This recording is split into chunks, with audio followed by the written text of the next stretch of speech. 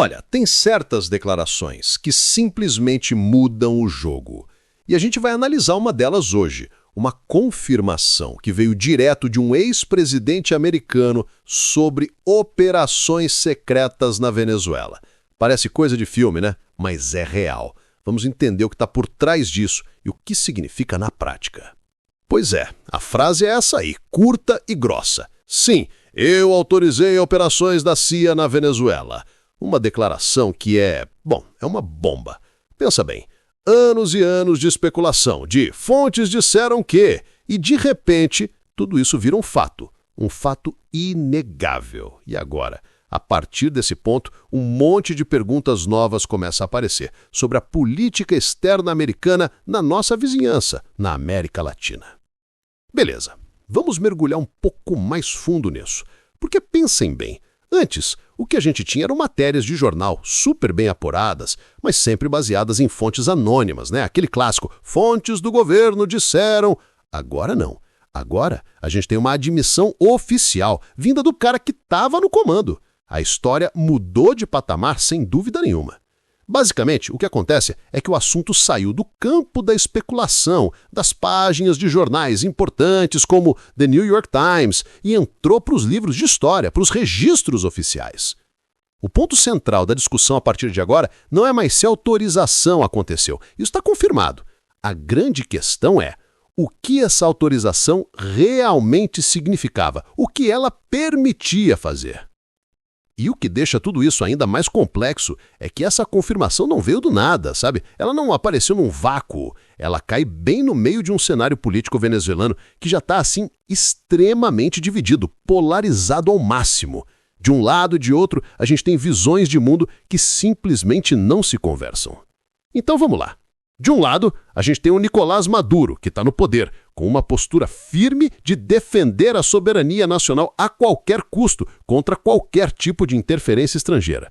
E do outro lado, a gente tem a Maria Corina Machida, que é hoje uma das vozes mais fortes da oposição e que, olha só, vê numa intervenção externa uma possível saída, uma solução para a crise.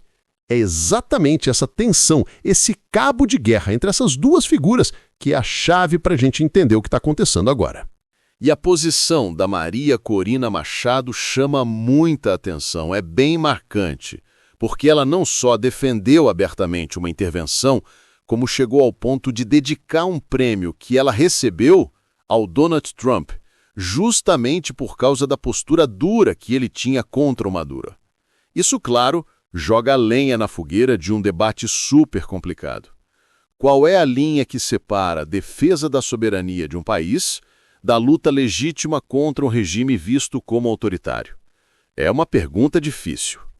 E para colocar ainda mais lenha nessa fogueira, a gente tem alguns incidentes bem recentes. Estão acontecendo uma série de ataques fatais mesmo, a embarcações ali na região. E os Estados Unidos atribuem esses ataques a narcotraficantes venezuelanos. Claro que isso joga a tensão lá para cima e, de certa forma, serve como uma justificativa para os EUA adotarem uma postura ainda mais dura. Mas sabe, para entender de verdade a complexidade da situação atual, a gente precisa dar um passo para trás e olhar para o passado. Porque essa desconfiança, essa hostilidade toda não nasceu ontem. Ela tem raízes profundas que foram plantadas lá no começo dos anos 2000, há mais de 2 décadas. Essa linha do tempo que a gente está vendo praticamente resume a ópera. Vamos voltar para 2002. Aconteceu uma tentativa de golpe de Estado contra o então presidente Hugo Chávez. Uma tentativa que, segundo muitas fontes, teve apoio dos Estados Unidos. Só que o golpe fracassou e o resultado foi exatamente o oposto do que se esperava. O chavismo não só sobreviveu, como saiu da crise muito mais forte, muito mais coeso e endureceu sua posição contra qualquer interferência. O Nicolás Maduro é o herdeiro político direto desse legado.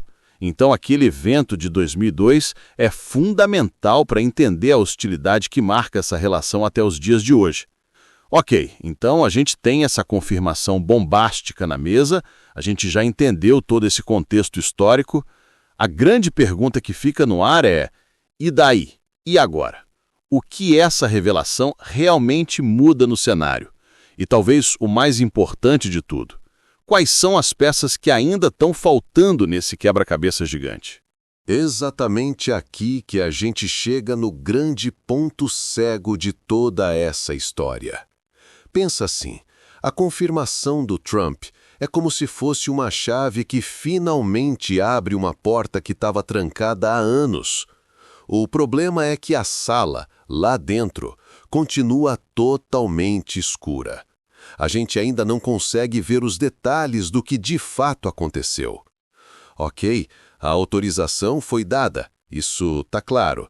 Mas a pergunta é, autorização para fazer o que exatamente? Qual era o escopo, qual era o limite dessas operações? A missão era simplesmente coletar informações de inteligência? Era para financiar grupos de oposição? Ou era para apoiar ações, digamos, mais diretas?